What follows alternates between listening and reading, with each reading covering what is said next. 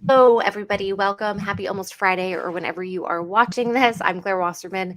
I'm the founder and author of Ladies Get Paid. We are an educational platform, global community, and a book that is all about helping women earn more and live better. And as part of that mission, I like to invite other really interesting women to join me on the Ladies Get Paid LinkedIn page, who are all kind of trying to achieve that mission in different ways. And today we have Alyssa Petersel Landsberger, who is the founder and CEO of MyWellbeing, mywellbeing.com. Excellent URL when you get it, where she and her team connect people with the right therapists or coaches for them while supporting mental health providers in building their businesses and professional community. And today, there's a lot that we can cover. As if you've been following along on these lives, you know that I sort of like to pick the person first and then say, whatever is exciting to you, let's focus on. And what Alyssa wrote to me was burnout prevention and or recovery, stress management, starting a business as a solo female founder, creating and holding boundaries in personal and professional life. There's so much to dig in there. But first, welcome, Alyssa. Thank you so much for being here. Thank you. Thank you for having me. I just was getting off a call earlier and mentioning this opportunity, and I want to give a huge shout out to you, Claire, and to the Ladies Get Paid community and team. I've been following Ladies Get Paid for a long time, and I think having these conversations is really humanizing and helps, lift each other up, have and share voices that can hopefully inspire and support people at various stages. And the same is true of the Ladies Get Paid community and platform in general. So thanks for having me. Yay. So I would love for you to talk first a little bit more in detail about what you do, maybe your own founder journey of starting. I imagine you were filling your own need. And then we can get more into the, boundaries, burnout, on all of that very important stress prevention. Yes, Management, I should say. Yes. So I started college as a biomedical engineer, as someone in high school who is pretty type A.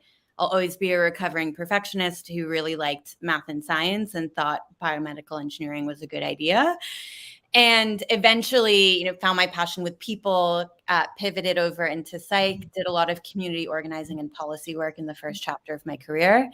Wound up using Kickstarter to fund and ultimately publish and promote a book about third-generation Holocaust survivors in Budapest, Hungary, which drove me into social work school, where I began training as a therapist, thinking originally that I would be in private practice part-time, be writing part-time, and the two would operate in perfect harmony, and I'd have enough money, and I'd have a beautiful, loving family, and everything would be beautiful, perfect. And it's not to say that wouldn't have. I think what the message in there is that if you think your path is going to be a certain way and then it changes, roll with it. There might be something really special on the other side, because in graduate school, I started looking for my own therapist and was no stranger to anxiety at the time, but was in the special group of people who was high performing enough and presenting as having it together enough to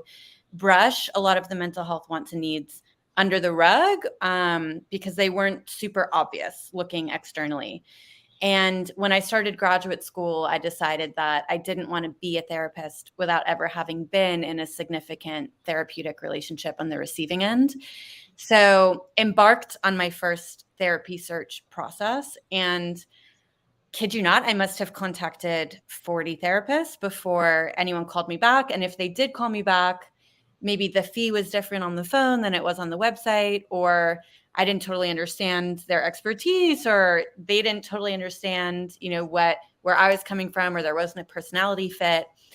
So that really inspired me to start thinking about and start researching why that was, and why it is so hard to sift through all of the information that's available out there when there at the time, were systems and apps and processes like Seamless, where you could get the world's most personalized burrito delivered to your door.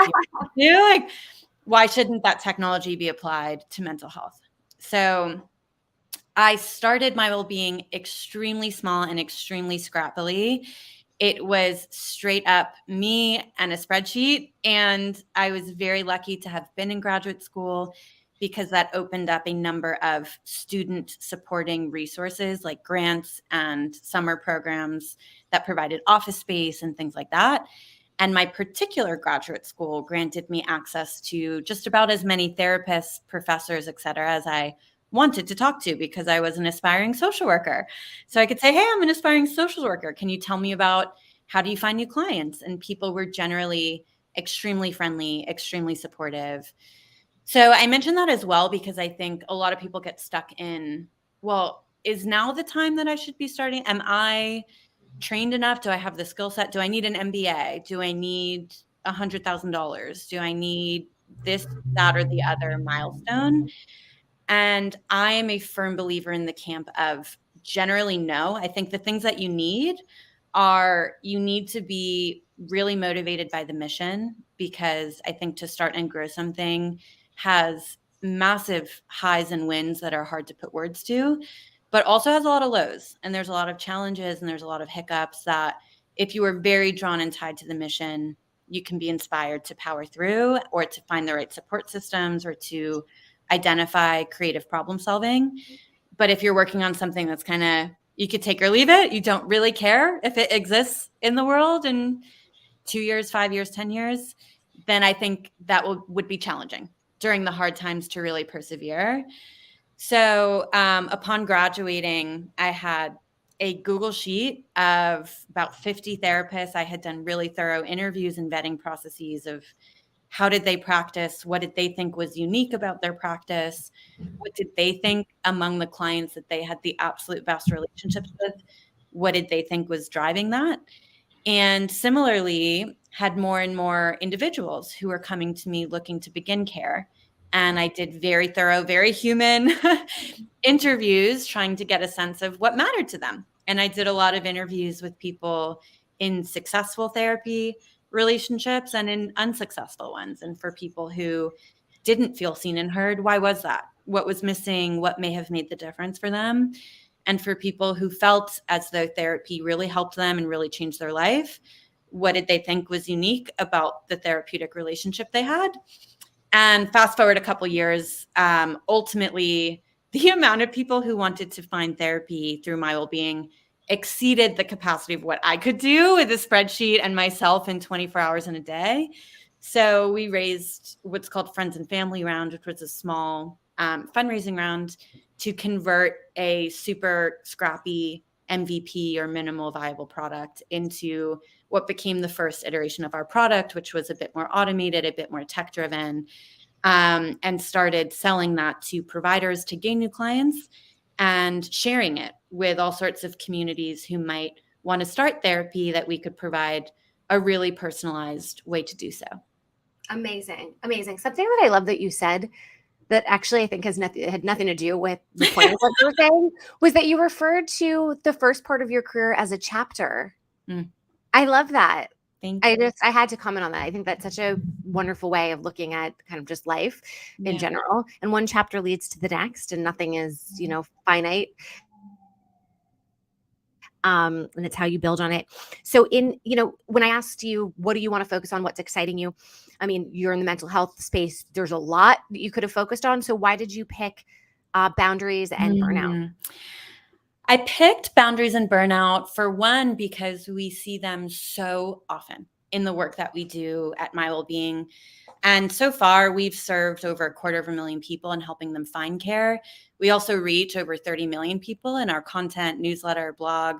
And we're in regular communication with folks in terms of their mental health well-being. What keeps them up at night? Why are they staring at the ceiling, struggling to rest soundly? What's interfering with healthy relationships for them inside and outside of work? And burnout is so prevalent that I felt it would be really important to shed some light on it, maybe share some skills and tools around it.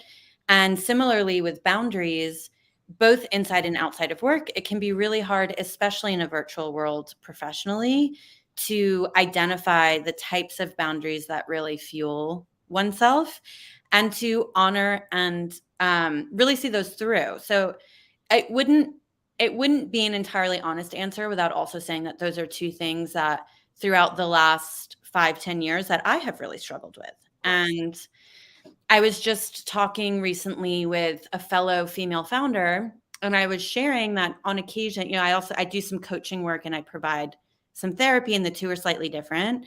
But I realized that in my coaching work, a lot of what I am providing tools or perspective on is burnout prevention.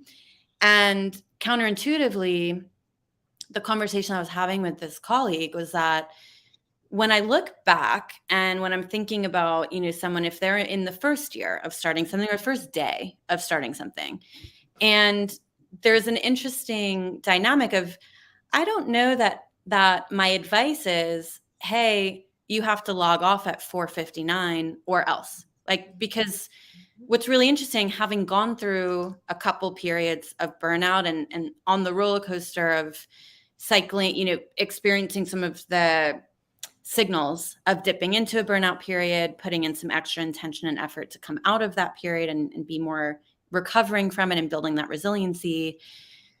What I realize is that I credit a lot of where my well-being is today to a pretty intense work ethic that I have. Right. So in hindsight, and speaking of chapters, in some ways, I'm really grateful for the chapter of my well-being where I was all in. I was, putting in the hours that are not sustainable. I was ideating, and frankly, and when I look back on it, my active day-to-day wasn't one of, whoa, I'm exhausted. I was really fueled by it. It was fun. It was exciting. And then all of a sudden, I would be burned out. And I would wake up, on month 6 and say, wow, okay, so these long days or these wearing multiple hats all the time has taken a toll. Now I need to recover. So one of the reasons I brought it up is because I think it's not to say that when starting a company specifically, you're going to have a very clean, very organized day-to-day, especially in the very beginning, and especially depending on what your financing structure is. But I think what I have learned over the years is that prevention is significantly less expensive than recovery. And even if you are in the weeds of a very exciting period that calls for more hours than it doesn't, or et cetera, there are ways to be preventative about reducing your risk of a pretty significant episode of burnout. So the reason I highlighted those things was definitely in part because we've seen the stats on quite how prevalent it is and really wanting to offer support. And in part because it's a personal story of things that I've experienced and things that I'll probably to some degree lifetime be working on that feels like I can really speak to from both a personal and a professional place. I think that's absolutely true. The way that I was the beginning of my career and the beginning of Ladies Get Paid, of like constant hustle, I'm not sure I would have done it differently. I think the key is to never have that experience you mentioned of, quote, all of a sudden realizing you're burnt out. Because the scariest thing is to feel disconnected from yourself. Yes. I think so. Really at the end of the day, it's just intentionality, right? So like, okay, I know I am choosing this action that will probably lead to this consequence. And then it's coming up, I guess, being more in tune with like micro signals, right? And being able to do like smaller shifts. To your point of like prevention being sort of, quote, less expensive. So staying in tune with oneself, like what might be some suggestions you have for that? Great question. And I think you're exactly right. It is about these micro signals, and it's about, being attuned, catching something before it's an emergency and before it's really severe, really significant. And some of those micro signals can be anything that's starting to shift away from your norm. So if you identify as a night owl and all of a sudden you can't keep your eyes open past 4 p.m., or if you identify as an early bird and all of a sudden you're sleeping past your alarm and you're waking up at 11. So shifts in sleeping patterns, eating patterns, if you're usually eating, say, 3 meals a day, a couple snacks, et cetera, and all of a sudden your appetite is totally gone. Or the reverse, you can't eat and it feels like you're just bottomless and you really need the energy.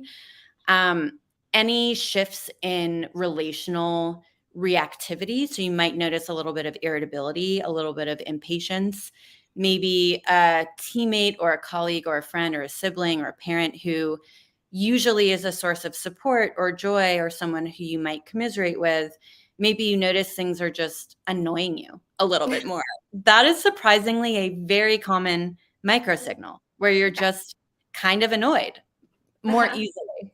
And then I'd also say your attitude toward what you're doing changes a little bit.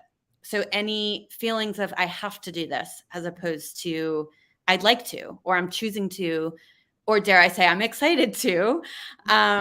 Any, feelings even outside of work, which can be a great micro signal of burnout, where say you notice a micro signal and you're like, you know what? I'm actually going to devote 2-3 days to not work, doing something that brings me joy, some sort of hobby, some sort of, et cetera. And while doing that thing, you're not feeling better. That is a signal of, your joy levels are harder to access. Your elasticity between moods there's a bit more friction there. You're not swaying as naturally between an experience of frustration and an experience of joy. You're getting in the frustration and then it feels a little bit like muddy sneakers or quicksand where it's hard to get out of that. So those are some of the things that I would keep an eye out for. And I think when those things are stemming from variables that you might say there's external justification for, and that's a delicate phrase because usually there's a reason for everything, right? But if your reaction feels elevated compared to the severity of the trigger. So, if someone doesn't answer you for 4 days and then they come back and they're mean to you, like for your irritability to be high, kind of makes sense. Mm-hmm. If someone who you usually see weekly and you haven't seen for 3 weeks texts you and says, hey, do you want to grab a coffee? And you feel irritated by that, mm-hmm. That's maybe a little more interesting of like, why? Maybe they miss you, and why is that irritating? And what about that, is really how can you be curious about that? So just adding a layer of pause and a layer of, that was an interesting reaction. I wonder what's going on there. Awesome. Okay. Setting boundaries. So I guess first, when we think of boundaries, oftentimes it's with other people, but maybe starting with yourself, setting boundaries with oneself. And then just patterns you've seen and the people that you've worked with or in your own life and what you've done to help them. Yeah. So I imagine you and those listening have experienced this as well. And I actually see burnout and boundaries being in pretty symbiotic relationship with each other. One of the best ways that I've seen to prevent and combat burnout is to have healthy boundaries. So what that looks like for me on a professional level is to do intentional goal setting and to have goals that are impact driven versus time driven. So it's not, I'm going to spend 10 hours on this thing. It's that, okay, our business needs to hit this amount of growth or this amount of customers, and that's going to be my target goal. And then when we hit that, that is my version of giving myself permission. Then everything above and beyond that is optional. If I can check in with myself and I have the energy and the resources to opt into additional things, I will, but that's cherry on top. Mm-hmm. Versus without that predefined intention or goal or KPI, you can just say yes to everything. And then maybe you're spending, common rule of thumb is that usually when, a business starts to grow, it's usually a result of 10% of the things you're doing.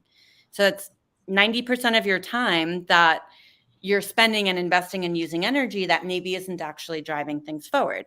And circles back to sometimes in the earliest stage, you don't know what those things are. So sometimes the time investment is worth it because you start to figure out what are the things that you should prioritize that are proving to be in that 10% of effective strategy for your unique business. And what are the things that are more realistically in the 90% that you can more realistically say no to.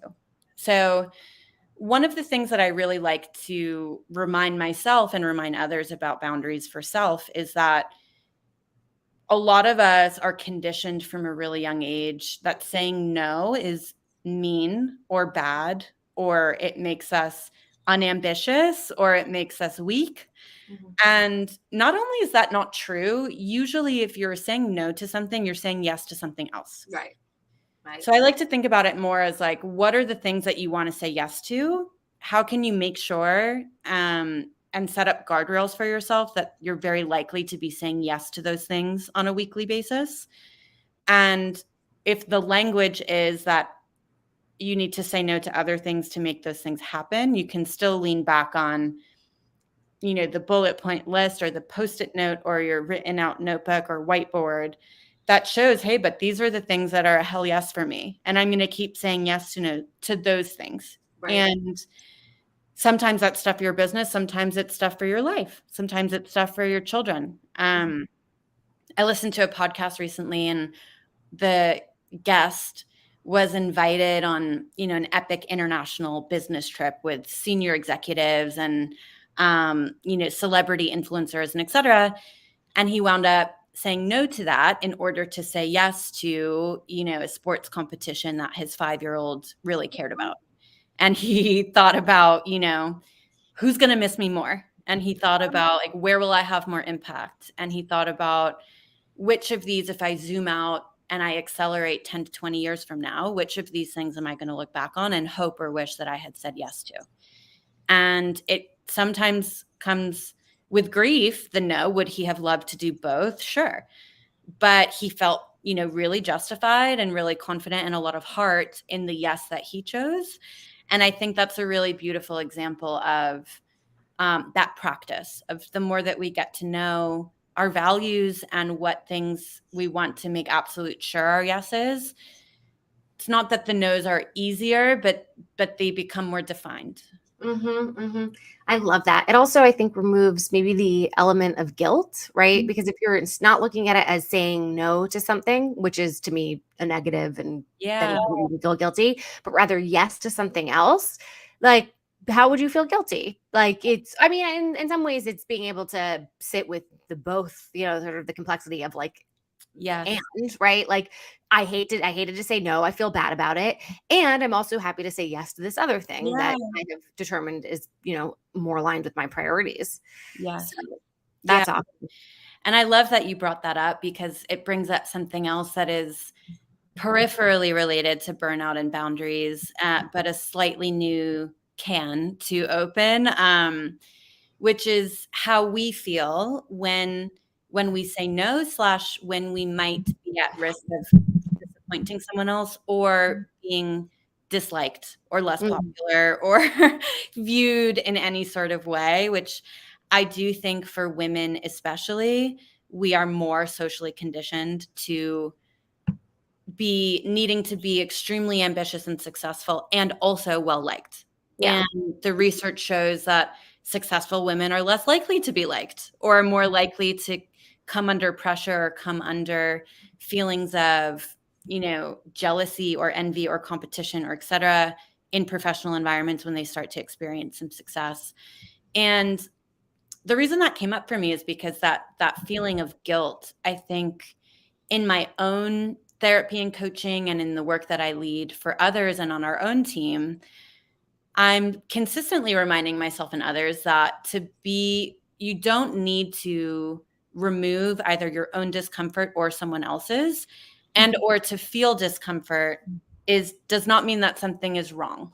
So for example, if saying no to something leads to feelings of discomfort, usually our instinct is like, oh, well, that's uncomfortable. I'm not going to do it. And it's like, well, actually, it's uncomfortable might mean it's unpracticed. It might mean it's new. It might mean we're stretching what we can tolerate or that it's unfamiliar.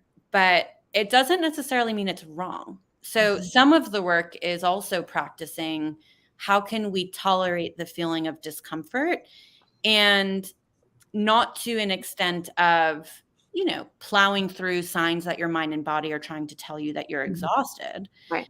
And one of the most difficult and most nuanced skills that doesn't necessarily have a super clear blueprint is being able to discern the difference. When is it discomfort that's stretching you, that's helping you become, a brighter, more competent version of yourself? And when is it discomfort that is a signal of erosion, that you've been in discomfort for a while now? Maybe give yourself a little bit more comfort. Yeah, I feel like this whole experience of getting pregnant, being pregnant, I'm in my first trimester with twins. It's horrific, but it's like the lessons that I am learning are the exact lessons that I have been resisting, aka needing to learn. Yeah. Namely, actually difficult, like unpleasant feelings. Yes. And like, because I have a proclivity to like only do the things that I'm great at. And like I procrastinate when their learning curve's too high. And that's like me erring into perfectionism, et cetera, et cetera. But it's really at the core, it's the skill of sitting with discomfort. Yes. Like it just is. But to your point of like knowing the difference is also important. I Yeah. just think there's so many nuances to this conversation, which is why it's hard. It's also not one size fits all. It's Yeah. why I love that you use the word chapter of your life because as you change, as things change, you change, and the tools that might have worked at one point may need to be revisited also. Yeah. In terms of stress management, that's a big one. I mean, I know you've already spoken to, you've given us a couple of things already, Mm. but in the final minutes, is there anything that, you haven't yet mentioned that you think could be helpful for folks to know? Definitely. So I'd say try for at least once or twice a week for there to be something that is joyful that you can look forward to. And depending on where you are in your life, what your time availability is, what your budget availability is, it can literally be looking at a picture of a puppy for 30 seconds while you're waiting for your coffee to brew. Or it can be going to an exercise class for an hour once a week or something. It's inevitably going to be personal because it has to be something that brings you joy. And if you don't know what that is normal and it's okay. And just try stuff. Make a huge brain dump bullet point list. Try the thing that happens to be on the top and make your way through the list until you find something that you feel like you can just be yourself, take the mask off and just receive for X amount of time, whatever time you have available. And the reason that works for stress management is usually chemically, the endorphins it releases on a chemical level are very helpful for your mind and body. And also psychologically, if you do hit a road bump or something that's stressful during the week, which is pretty inevitable, it's something that, okay, well, all right, it's Tuesday and something really stressful has happened. But you know what? On Friday, I'm going to look at so many pictures of golden retrievers. Like, great. Or you can like pull it up in that moment, right? So it's a little bit of building that toolkit. And then I am biased, but I'd say make sure you're surrounded by the support that you need. I go to therapy. I also go to couples therapy. I also have a mentor / coach. Each of those three things for me serve a very different purpose. It is a privilege to have all three. I'd say identify the areas that you feel you can invest in. Therapy has taught me more about myself that I didn't know I needed to know. And I love what you shared, Claire. I'm practicing taking on things that I know I'm not good at and just observing what I think and do and how I react, because I also can become very cranky very quickly and a version of myself that I don't love when I'm in that behavior. And yet how beautiful to practice that and have an opportunity to process with someone who knows the sides of myself that I prefer and can be kind and be gentle along the way. Actually, good segue into what you do. So MyWellbeing. Yeah. Any tips for folks who are figuring out if this is the right fit of therapy, either modality or person for them? Because it just breaks my heart if somebody says therapy is not for me. And I'm like, no, you just didn't find the therapist for you. 100%. Like, it's like dating, right? Like, oh, you're like going to square off a partnership because you went on some bad dates, right? But Yeah. so maybe how folks can, figure out what to even ask themselves so that they know 100%. who to look for. Yes. So I love the analogy you used. I generally use a similar one where it's eerily similar to dating without the sexual compatibility, because exactly as you said, you might go on 100 terrible dates before you find someone that you really connect with. Ideally, systems and softwares like MyWellbeing lead to you not having to meet 100 therapists to find someone you click with. Right. But I'd say proactively commit to talking to one or two or three, see how you feel. Understand proactively that it may not be sparks and rainbows at first sight, so that if that happens, it doesn't derail your entire commitment to going. And gauge when you're talking with someone are you interested in talking to them again?